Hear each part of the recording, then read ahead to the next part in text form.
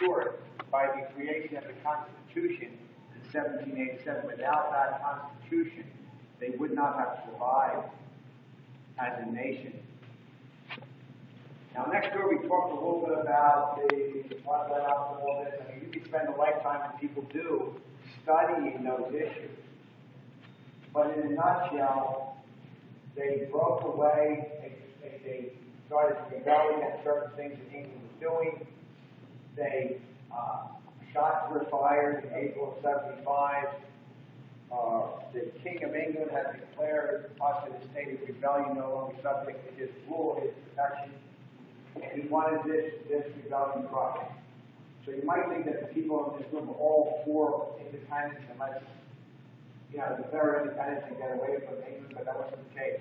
John Adams of Massachusetts was really the leader of the Second Continental Congress in 1775. One of the first things they did was appoint George Washington commanding general of the new army. Not only command, basically create an army. He showed up at the Second Continental Congress in a military uniform, so it wasn't a total shock to him that he was going to get the job. But he had, of course, experience in the French and Indian War, some other things. Not all of his experience was good, but he had that knack. He was fearless. He was a leader, and he had that thing where, in an early diary of the war, he wrote down a letter. He said he heard the bullets whistling past him, and there was something charming in the sound. And he never got wounded in battle. And all that he was in quite a few battles in his life. You can't teach that. You can't teach somebody how to do that, how to go into battle and never get wounded. But he came here, of course, he was appointed general, partly because of his Virginia background. Adams, a lot of knew that Virginia had to be part of this.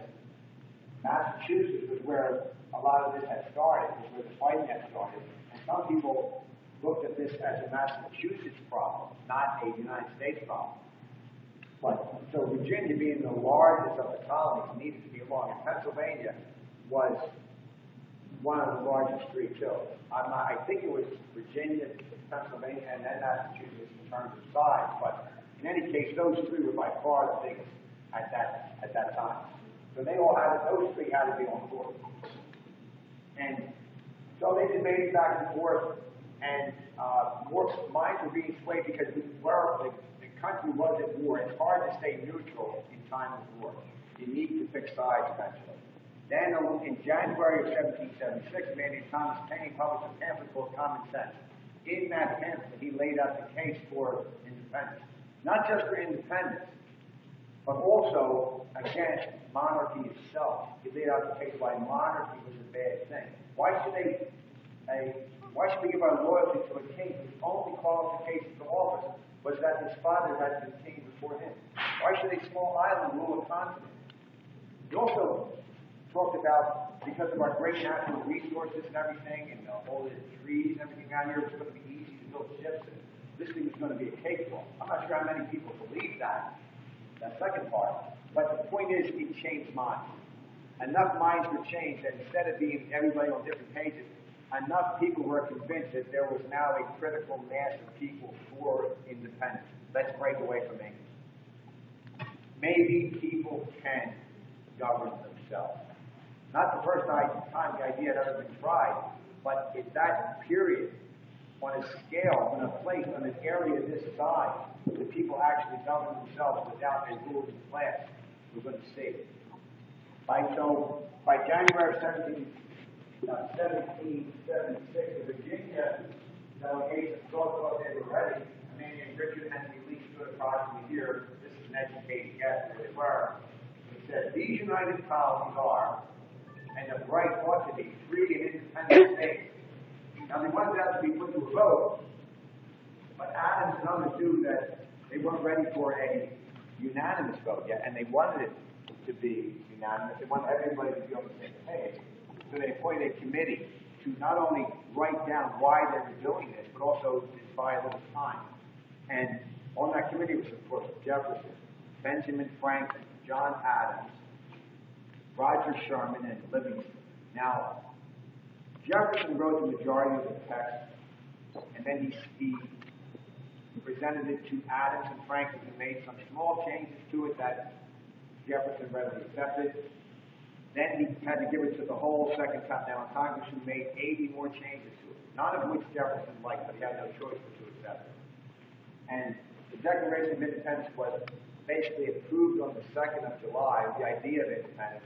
They continued to make a few more changes to the document, sent it to the printer on the 4th of July. So the printer used that date. That's why we celebrate the 4th of July to this day. About 2 weeks later, they commissioned a handwritten one, which was signed August 2nd. So the Declaration of Independence wasn't actually signed on the 4th.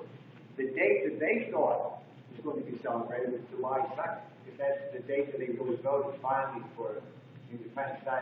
That irrevocable act was probably the most important act in the whole Second Continental Congress. Anyway, it's one thing to declare independence, it's another thing to achieve it. The war lasted until 1783, from 1775 to 1783. After the war ended, they started to revert the states, that they started reverting back to some of their previous issues with each other. The states were printing their own paper money and so forth. That was just one issue. There was a whole host of things. People like Washington, Alexander Hamilton, Madison, they needed to get together as a nation and strengthen this government. The Articles of Confederation simply were not working. So they met here again in 1787. The first big issue was small states versus large states, and later on it became slavery as an issue with a different system between the North and South. They compromised. On the small states versus large states thing, they have the system that we still have to this day. In the Senate, all states are equal, no matter how small. In the House of Representatives, they're represented according to the population of their state. And we know what happened with the slavery issue. It was swept under the rug. And then later on, I came back to haunt us with that little thing called the Civil War. Well, as they went on that summer and compromised and actually created the Constitution that we still have to this day, Franklin's picture is sitting here. And he stood there all in Washington up there sitting in that chair. And he's supposed to have said, he often wondered whether the sun behind the president's chair was rising or setting. At length, he said, I have the happiness to know that it is a rising and not a setting sun. And when he left that day, that is Franklin, a woman said to him, Dr. Franklin, what kind of government have you given us? A republic, madam, he said, if you can keep it. And that's still true for us today. We have a republic if we can keep it. Thank you, folks, for coming today.